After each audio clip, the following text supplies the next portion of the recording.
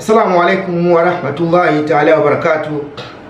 Wapenzi wa vipindi vya Soda ya Ngeni, asante sana. Leo nimekuja kivingine na napenda sana tuwe tunapeana vitu vya faida kubwa, faida katika matibabu, na tunapeana mwongozo wa malazi kama yako namna hii, tunapeana ushauri inshallah taala, na pia vile vile kwa wale ambao waliokuwa wakihitaji vitabu mbalimbali, vitabu sasa vipo vinapatikana, na kwa wale wenye kuhitaji tiba mbalimbali, basi inshallah karibuni sana.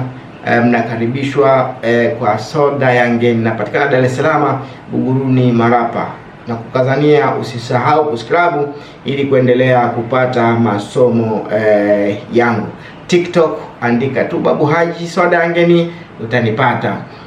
YouTube andika Babu Haji TV utanipata. Facebook andika Babu Haji pia utanipata. Asante sana. Mwenyezi Mungu atufanyie wepesi na atufungulie kila mahali palipofungwa, na Mwenyezi Mungu atuondoshe kila aina ya shari, kila aina ya balaa na kila aina ya tabu.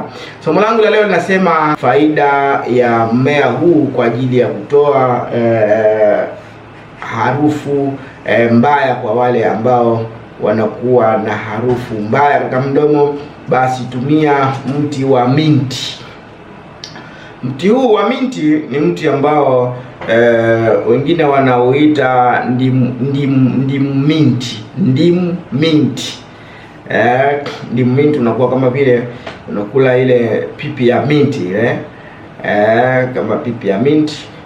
Mti huu unatibu maradhi mengi sana. Mti huu unasaidia kama ukiponda ukatia katika mafuta ya nazi, au mafuta ya karafuu, kumchua mtu mwenye stroke au mwenye kujisikia ganzi katika mwili. Kuna wengine mtu anakuwa anahisi ganzi katika mwili wake, basi tumia mmea huu, utakusaidia sana katika kuondosha ile ganzi.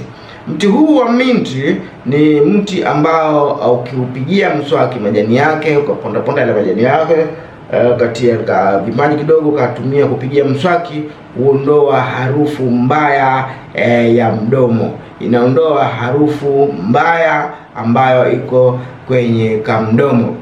Asante sana. Na tatizo hili liko na watu wengi. Kuna mtu anaanza kukusogelea na kunong'oneza kitu ukafikiri labda kajamba hivi unaona, ukafikiri kajamba, kumbe ni harufu ambayo iko katika mdomo wake. Kwa hiyo usikubali kufedheheka.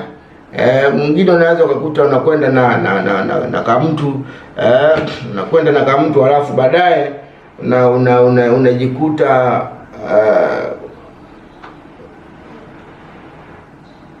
unajikuta kwamba kale kama mtu kanakuwa kile ukikasemesha kanaangalia pembeni, kile ukikasemesha kanaangalia pembeni. Sasa kumbe inakuwa ni tatizo, wewe unatoa kaharufu mdomoni. Kwa hiyo tumia dawa hii, itakusaidia sana katika kuondosha tatizo hilo. Mwenyezi Mungu atufanyie wepesi, tuwe watu wenye kuwa na afya njema, na pia Mwenyezi Mungu atujalie tuwe wenye kuwa na nguvu za kufanya ibada na kadhalika inshallah. Assalamu alaikum warahmatullahi taala wabarakatuh. Bye.